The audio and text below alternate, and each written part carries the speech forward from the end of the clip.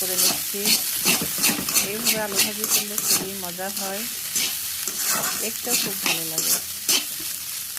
এই তো কেমন হয়েছে দেখুন। আলু ভাজি সিদ্ধ হয়ে গেছে, আর একটু নাড়াচাড়া করে আমি নামাই নিব। এই আলু ভাজি পরোটা, রুটি, ভাত সব কিছুতেই খাওয়া যাবে, পোলাও দিয়েও খাওয়া যাবে।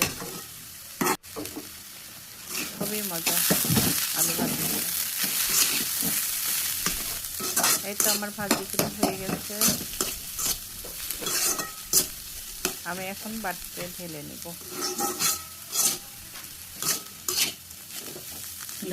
আলু ভাজি হয়ে গেল। বেসিনটা একটু ধুয়ে ফেলি, বেসিনের অবস্থা তো খারাপ হয়েছে। কড়াইতেই দিব নাকি?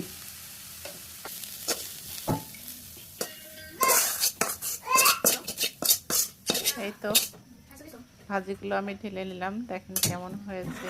এরকম আলু ভাজি হলে আর কিছু কি দরকার আছে, খুবই মজা।